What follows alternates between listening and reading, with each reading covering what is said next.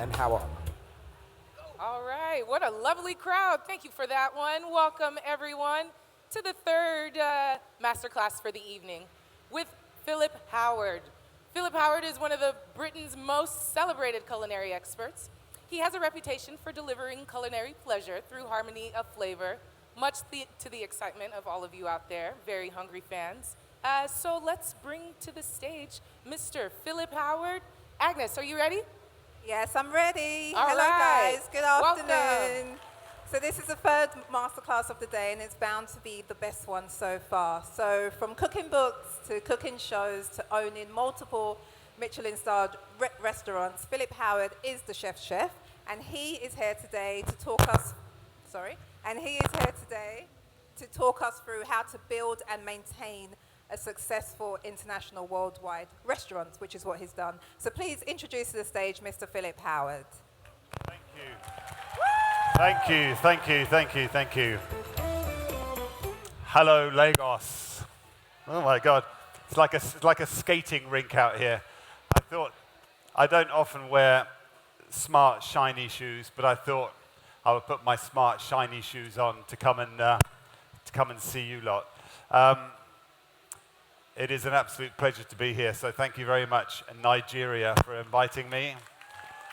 And thank you very much, GTBank, for inviting me too. It's a pleasure to be here.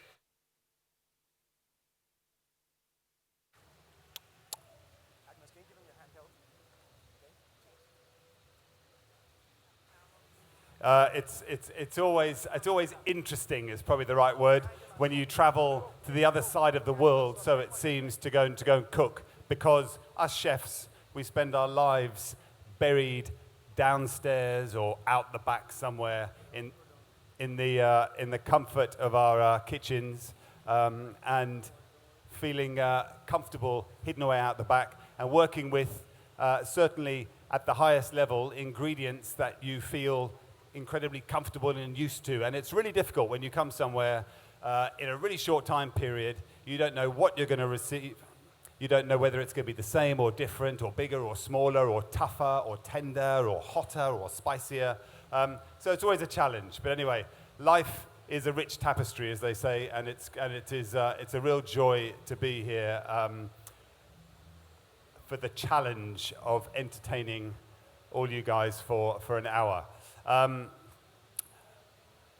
Given the title of the masterclass, which is something about running world-class restaurants, I am going to take you through my little journey, and then of course I'm also going to try and cook a little bit to keep you entertained. The reality is that cooking, the majority of my journey, cooking at the sort of highest level, Michelin stars, food becomes very technical, quite complicated, and it doesn't travel well.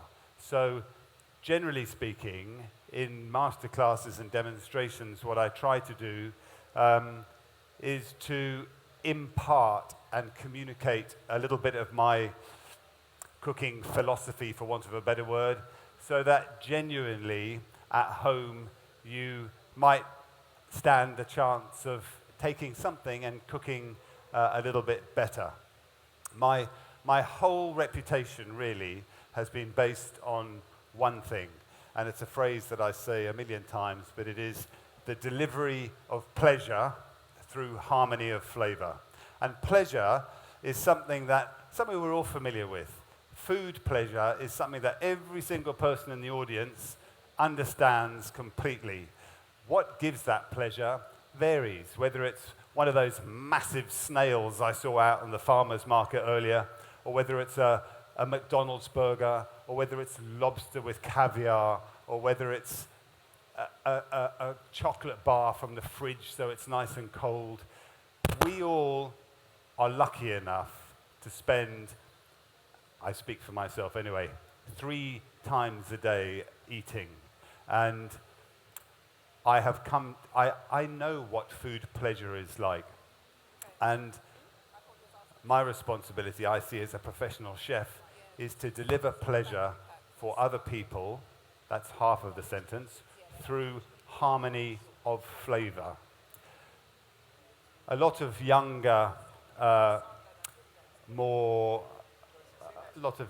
more progressive, perhaps modern chefs have gone on a new journey of discovery. And whilst I really understand that in every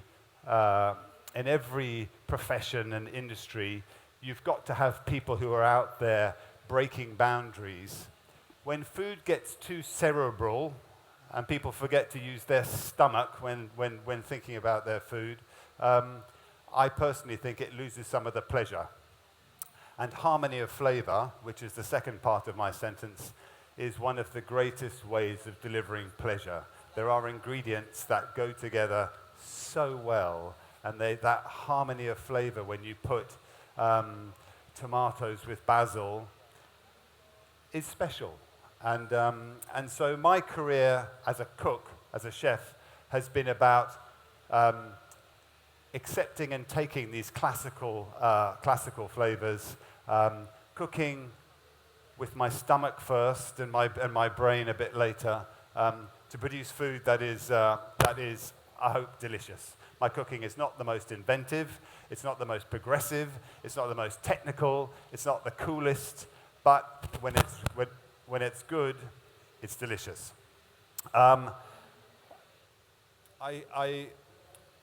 only really came into food when I was at university. I went to university to study microbiology, of all things, as a scientist.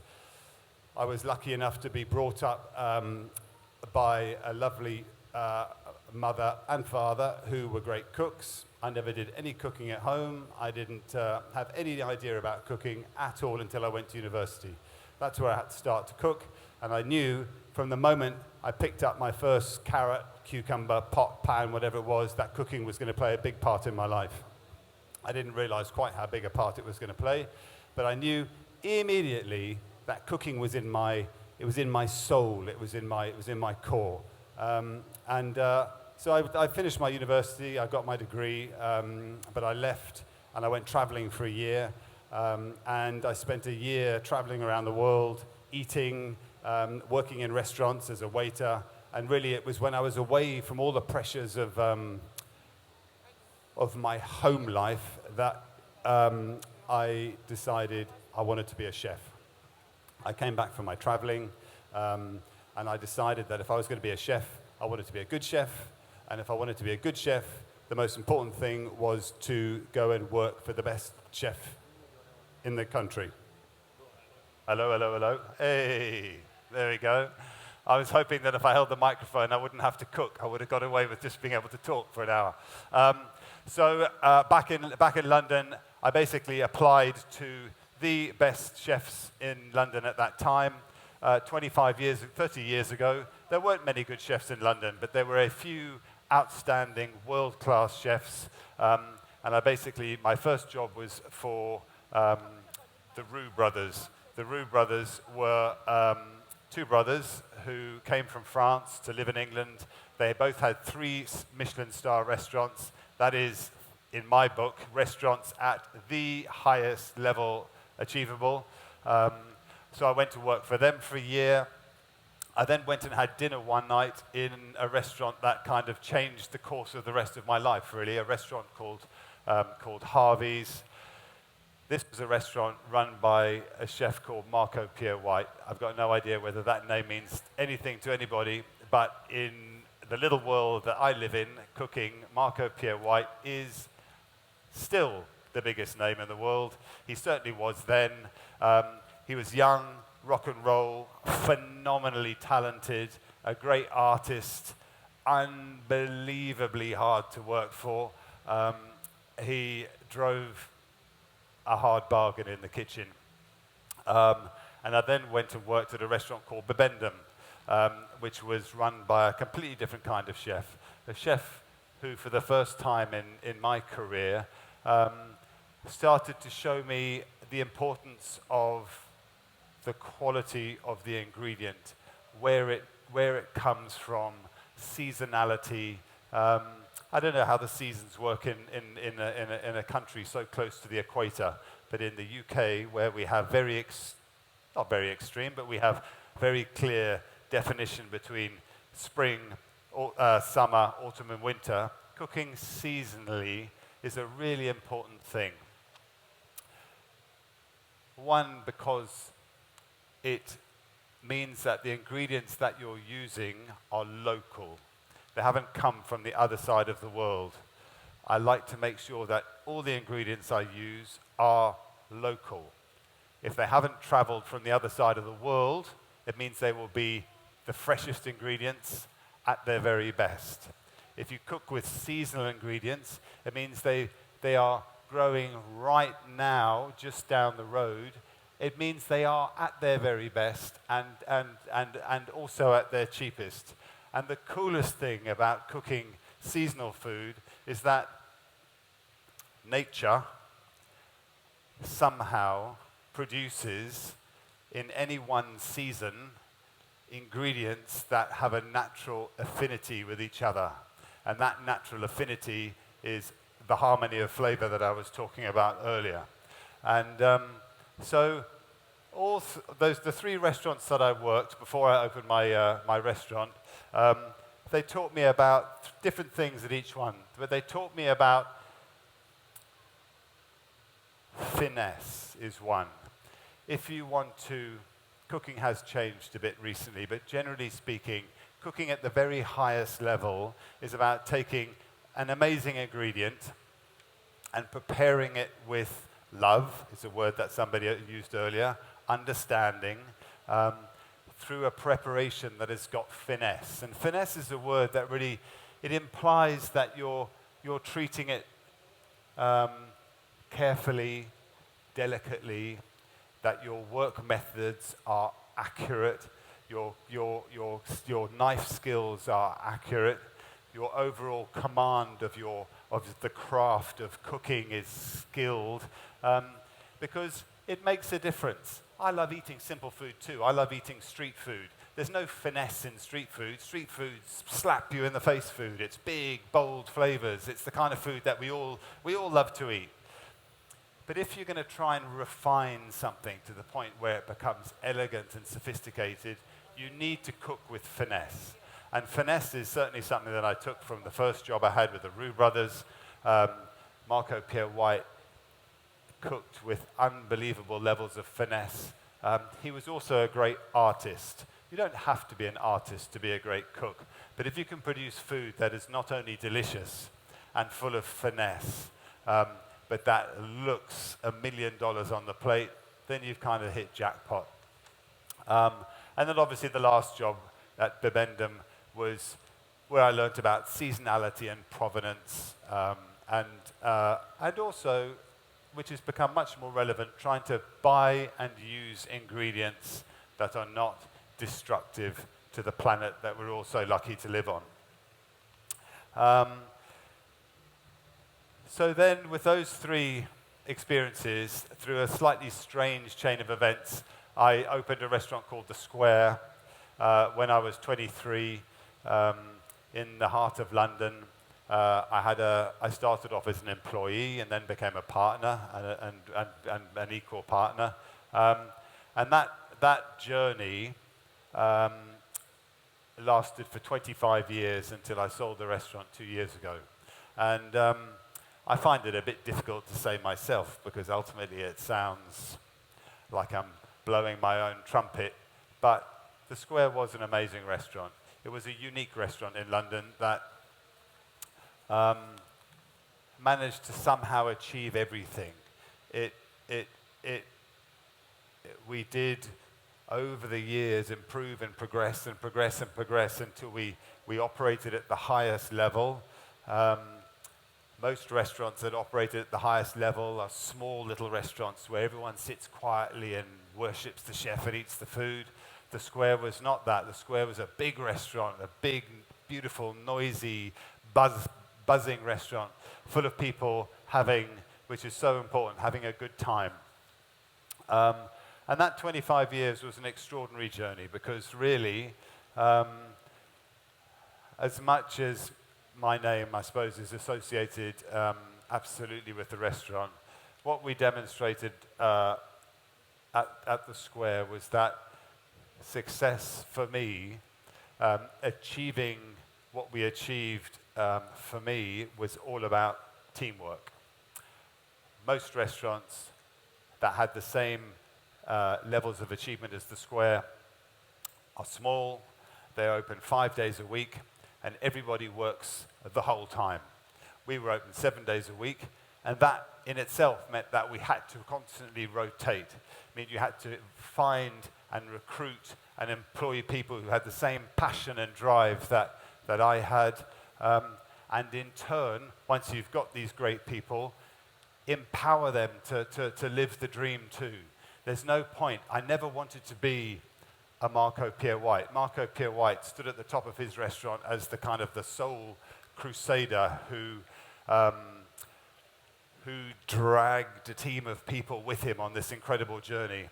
I wanted to do it a different way, to communicate and to educate and to empower and delegate and share this big thing so that we as a team could play the game, which was at that level unique. There was no other restaurant doing that kind of thing.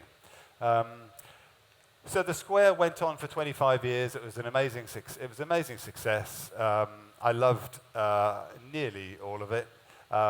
It wasn't without its difficulties. It took a great toll on me personally. It was, it's a battle operating at the very highest level where you have to worry about everything 7 days a week. Doesn't come without its headaches and challenges. But it's all, in a way, as a professional, it's who I am today. That restaurant is who I am.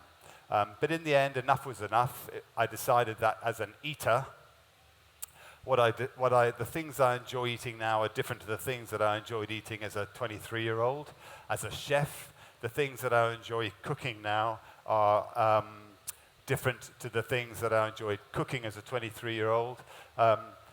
I think we all us humans go on an eating journey where, certainly in the context of somewhere like London, I discovered these restaurants serving this amazing, sophisticated food, fine dining restaurants, and I went on a journey with my wife. You know, it was exciting and thrilling to see what the top chefs were doing. And in the end, years down the line, you come to realize that actually good food is good food, whether it's a simple curry or a tin of caviar or a perfect banana or a bag of sweets. Good food is good food. It doesn't matter what it is. And so now I like to cook simpler things that still give great pleasure through harmony of flavor. My cooking it's more accessible, I think. It's cheaper. And so I have now a restaurant called Elliston Street, which is still super ambitious. We still employ the most amazing people who have the same vision that we have. But it's a happier place. It's an easier going place. And again, it is absolutely all about the team. I really enjoy the fact that it is we, not I. I couldn't be in Lagos today if I didn't have a great team. The team are... I just caught an image of myself. This furry thing on my face is new. The guys in the kitchen, it's interesting. When I opened the Square, I was 23, and the average age in the kitchen of all the chefs was probably 22, 23. Now, the average age in the kitchen is still probably 22, 23, and I'm 53. And they said to me the other day, they said, "Chef, you're too old to grow a beard. You can't. You're too old. Your history. You're finished." So this is about 2 months of hard effort, this thing, but I'm not used to seeing that image there. And my wife quite likes it too. So Anyway, I'm going to try and demonstrate a few things.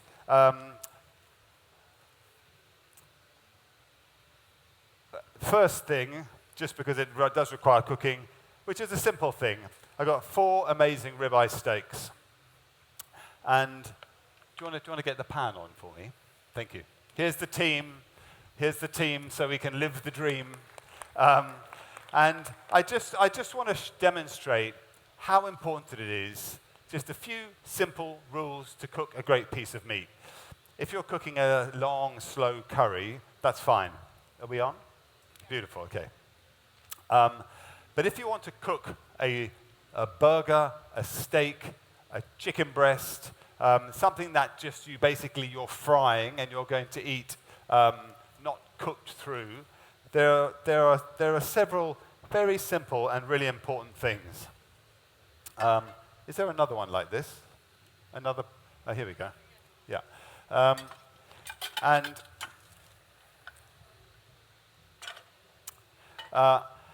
I don't want to make it too complicated, but I need to cook this now so that we have time for me to demonstrate what I'm going to say. It's important to recognize that this, which is a ribeye steak, which is one of the prime cuts of meat off a cow, a ribeye is about here on a cow. It's in the middle of its back. It's expensive, it's delicious, it needs to be respected for what it is. And there's 2 things here. If you don't season it with salt on the outside, you're going to have a steak that has about half the flavor if you do. Whatever you think about salt, whether it's good for your health, bad for your health, flavor needs salt. It doesn't mean you have to put salt all over everything, but there are some places where you cannot compromise. If you then cook this steak, and even if you cook it nicely, and even if you put salt on it, if you don't let it relax and rest, it's just going to be tough, and as soon as you cut into it, all the juices are going to flow out all over the plate.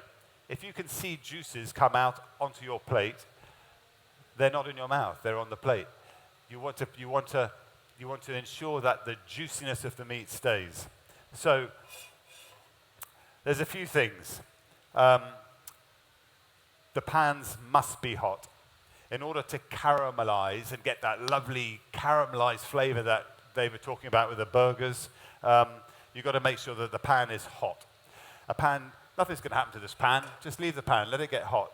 Don't put the oil in it now, because as the pan slowly gets hot, the oil's going to burn. You put the oil in when the pan, beautiful, actually I'm going to go with this one, when the pan is hot. When you put salt on something, salt is a very powerful thing.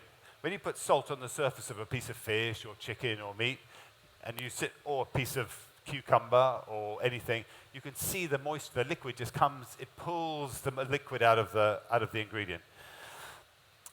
So if you put the salt on the steak too early, when you go to try and cook it, all that water that's come out of the steak will stop the steak from caramelizing. So you let your pans get hot, then you add the oil, then you quickly season your steak, and you put it in the pan, and you cook it, and then you let it rest. Pepper's fine. Pepper can go on first. Pepper doesn't do anything, it's just a flavor. It's the salt that's the worry. So I'm going to do 2 steaks with salt and 2 steaks without salt. And then I'm going to rest one and not rest. All right, just check that's salt, not sugar.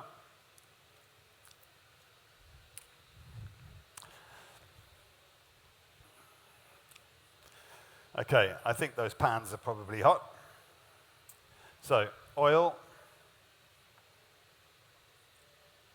If you can't hear sizzling, it's no good. I'm going to season these 2.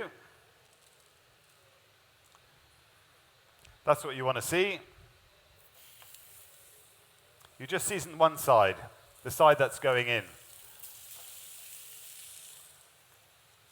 These ones we haven't seasoned.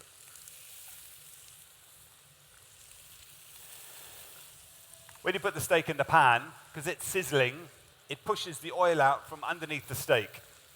If you want the steak to fry nicely, you need to lift the steak again so the oil can get back underneath it. And you need to just do that a couple of times. Lift it, let the oil go underneath again so that it can really fry.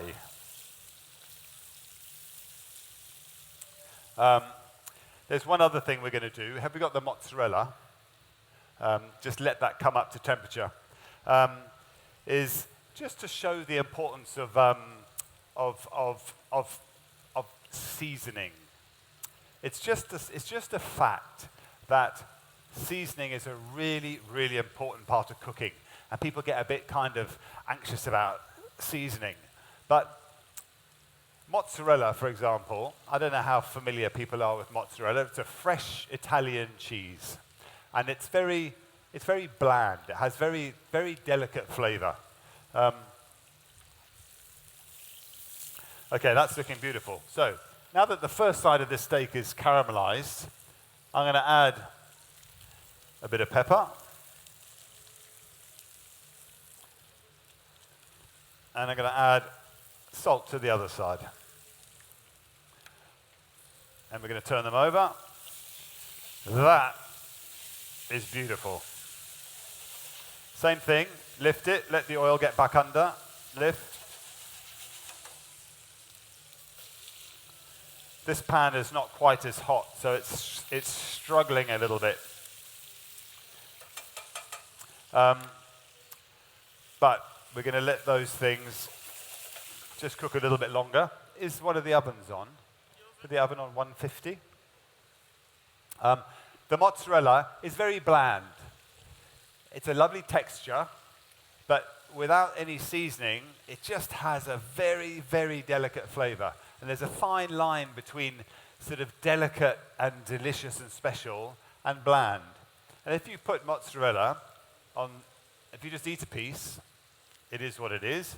If you put a little bit of salt, a little bit of pepper, a little bit of olive oil, it's a whole different thing. It suddenly becomes this amazing, it's still delicate, but it's a vehicle for the flavor of the seasoning and the olive oil. But I want the mozzarella to be room temperature when we do it. Okay, two of the other things that I'm going to demonstrate. Where's that tray? Actually, they can go in. No, we can put it in the pan in the oven like this. So that there is what a steak should look like. It must be brown, must be caramelized. That reaction that happens with a hot pan and protein is really, really important. But if you don't have the pan hot, if you season the meat too early, it's never going to happen. This pan is just not quite as hot. I'm just going to take, is this one on? Yeah. Okay, that's all right. I'm just going to put these steaks. Okay, those had salt. I'm just going to get a little bit more color on these two.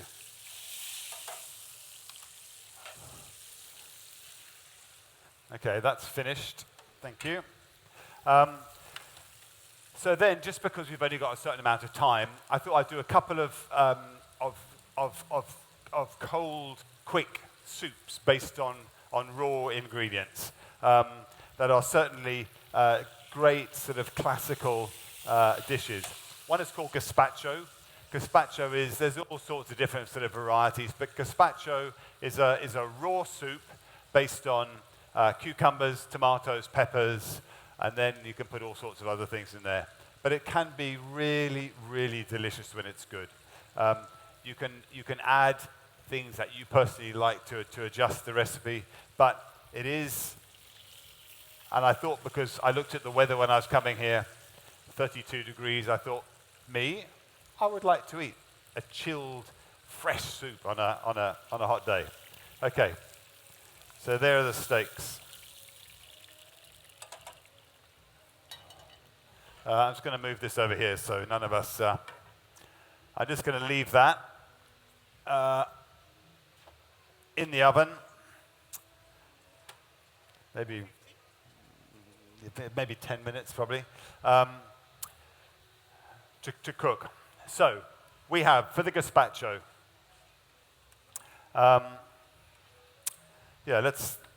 we've got a bigger blender now, let's transfer. In here we have tomatoes, peppers, cucumber,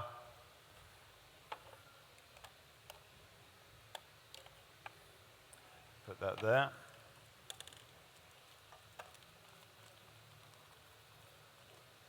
That are just chopped up. There's a little bit of vinegar. I'm going to tell you exactly what's in there. We have cucumber, we have peppers, tomatoes, we have some fresh tomato juice, that is literally fresh tomatoes blended and pushed through a sieve. We've got garlic, we've got chilies, we have got some bread.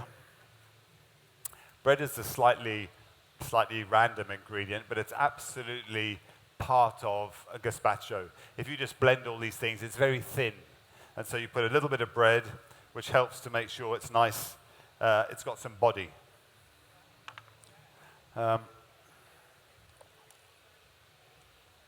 This is generally speaking where I end up spraying me and you with, okay, we got power, we got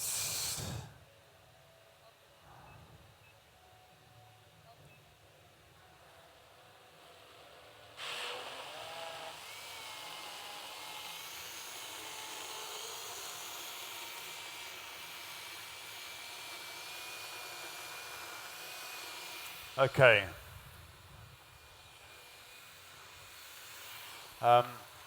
Can you just let that blend and then pour it into here?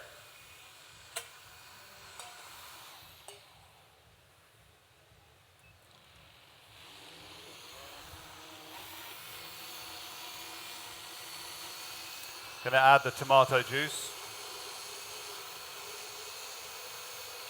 I guarantee this is one of those things that is just so delicious to eat when it is as hot and humid as it is outside.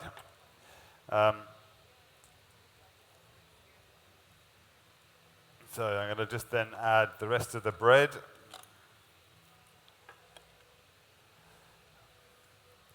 For whatever reason, it's already quite, I might not add all the tomato juice from the recipe, but I'm going to put that power. We can forget about that. We're going to let that blend, and then we're going to add to it. This will effectively be a smooth soup, so it's got no texture. There's one flavor. It's delicious, but what makes it really special is to then, and this comes back down to that finesse thing. You want to add some texture back to it. So in here we have finely diced tomatoes, red onions, chili, cucumber, which gives it great texture when you finish the soup with it. But it's so important that you give it a good pinch of salt. The salt will pull all the moisture out of the vegetables, and it'll almost create like a dressing with a little bit of olive oil. Salt, olive oil, and the juices from the vegetables, and some basil. Finely sliced basil.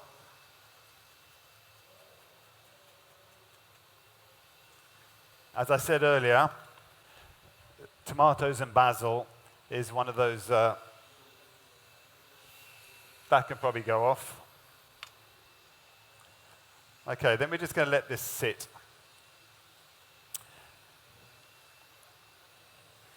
But it's so important to taste it.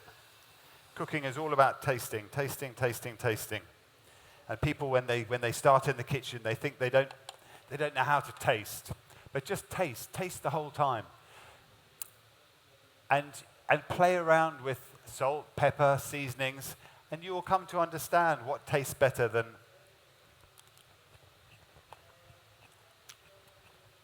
It's delicious. There's enough salt, and I can tell it's fully seasoned because the flavor is huge. It's singing in my mouth. If there's no salt, it's just kind of flat. It's not the same. Gazpacho is a cold soup, and if something's supposed to be cold, it needs to be cold. So that's going to go in the fridge. Right, let's.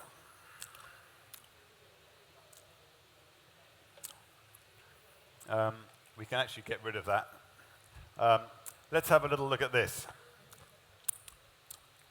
So, you've got all sorts of things in here, including vinegar and sugar and salt.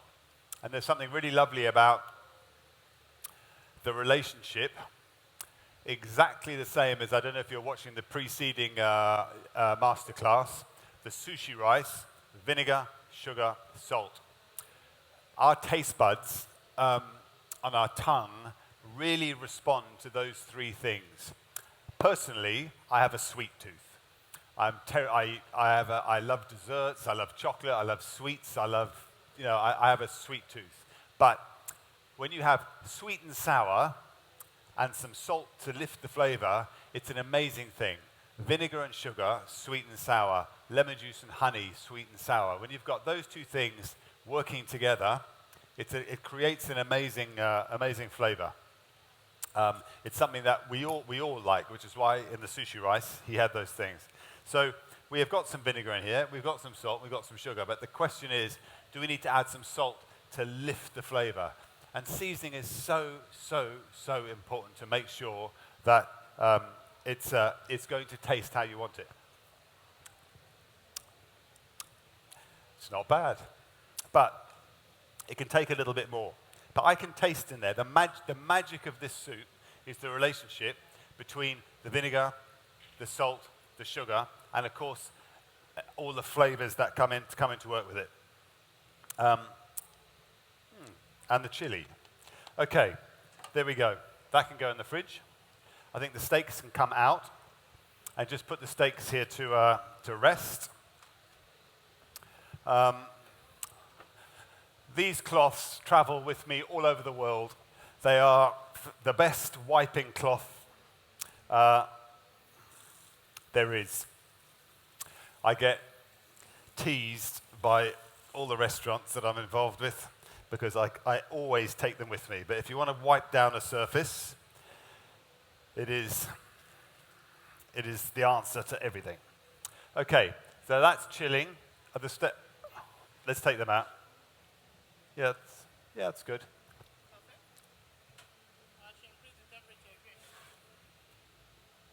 Let's take them out. That's fine. And they can just sit on the side. Okay, so just quickly now. The next thing I'm going to do, I don't know about here, but in London, the cooking world has changed beyond recognition in the last 30 years since I've been cooking. And the things that people want to eat, not completely, not exclusively, but has also evolved in that time. And one of the things that has become absolutely part of British eating is, I don't want to say the word veganism because it's kind of, veganism gets this kind of, it comes with baggage. But the reality is that my kids, who are 24 and 20, they are of a generation who, and my kids are pigs. They love their food. So it's not because they're special kids. They're normal kids who love to eat chicken nuggets, burgers, and all that stuff too. But they really care about the planet. They really care about animal welfare. They really care that they eat well. So they're not perfect. They eat all sorts of shit that they're not supposed to eat. But they choose to eat a lot of food that's vegan. So that's got no animal products at all. And it's become it's an increasing trend in London, in the UK. The reason why people are eating vegan varies. Some people it's for digestive purposes, general health. Some people it's animal welfare. Some people, like my daughter, just firmly believes that eating the amount of beef that we all eat is it's not sustainable for planet Earth if we all continue to eat the amount of beef we eat. So she eats vegan sometimes. So it's important then on a restaurant. I'm in the business of running restaurants. I need to have bums on seats. That's what I need from a business point of view. I need to look after people, show them the love, as we've been told by the previous two masterclasses. But if I don't offer my customers the kind of food that they now want to eat, well, they're not going to walk through my door. So I make sure that I have a menu that suits the modern London diner and suits me as a chef. I'm far too passionate about what I do to just cook for the diner. I have to cook food that you guys want to eat, but I've got to cook food that floats my boat too. And the next dish, which we're going to quickly demonstrate, is, do you want to make fire? It's a cashew nut hummus with a light curry dressing, nut milk, and lime. And it's hummus is, certainly in the UK now, everybody loves to eat hummus. It's become kind of one of those things. It's stuff that you bring out of the fridge, you dip a raw carrot in, you dip some flatbread in, and hummus has become a really big part of the sort of modern fast food thing. Chickpeas are really dull. They're kind of bland. They've got very little flavor. They're nutritious, they're good for you, but they ain't exciting things to eat. So this is a dish that tries to make something that's really bland, really exciting to eat. So we're going to take a little bit of veg oil. We just got a little pot of finely chopped, that's actually red onion, but it could be white onion, it could be shallots. That's going to go in the pan. Onion, I often get asked as a chef, what is the one ingredient that you couldn't live without? And I think it's probably got to be an onion. Just about everything I cook starts with an onion. And this is no different. If you want an onion to sweat and to release its flavor, you need to put some salt. If you don't put any salt, the onion will seal and it'll trap the flavor inside the onion. But if you're trying to make a sauce or a dressing where you want the sweetness of the onion to come out into the liquid, into the dressing, you put the salt now, the juices will flow out of the onion, and that sweetness will go into your dressing. So we got onion, garlic. That's just garlic and a bit of oil. We're going to let that cook nice and slowly. And while this dressing is happening, again, this is about my sweet tooth. Onions are sweet, garlic is delicious. We need to let these cook we haven't got much time, but we need to let them cook quite slowly so the natural sweetness of the onion kind of comes to the front. Then we're going to put a bit of curry powder on there, just a lovely, mild, fragrant, aromatic curry powder. We cook that in. Then, because I have a sweet tooth and curry and sweet is delicious, I'm going to add some apple juice and reduce that down. And what we will have at the end then is this lovely kind of curry, fruity, fragrant dressing that goes $1 million with the hummus. And the hummus, I'm going to pass the buck here. Do you want to get one of those blenders going? Beautiful. And we're basically going to make a hummus that is with cashew nuts. It has all the same ingredients as a normal hummus: chickpeas, tahini, lemon juice, garlic, salt, oil. But the difference is roasted cashew nuts, which brings, surprise, surprise, some nuttiness to it. And the other thing that you often see in hummus is that, well, always, in order to make the puree, to make this lovely chickpea, tahini, garlic, lemony gunge, you need to add the water from the chickpeas so that it will puree. If you just try to blend chickpeas, you're not going to get anywhere. And I make this amazing stock. Also, water, vinegar, sugar, the magic 3 ingredients, with other flavorings too. But instead of just adding the chickpea cooking water, which tastes of kind of nothing, we add this base liquor, which is vibrant and delicious, and you could drink it. So let's get 1, 2. I would actually, okay, well, we go half of this and half of that. Philip, sorry, do you mind if we ask some questions while you're doing this last Well, part? I'm a man. I can't cook and think and answer, but you can try me. let's try, just because we're running out of time, sorry. So those of you who have questions, please raise your hands so we can start on those. Yes, and then two-thirds of that. Sorry, raise your hands up so I can We're running out of time already, my God. Yeah, go at least more. Okay, do you want to stand up? It's not an exact science. All of that, or nearly all of that, and nearly all of that, and half of that kind of thing. Hummus is not an exact science. It's about making this lovely, rich puree. So in here, I've now got the shallots that are nice and soft and sweet.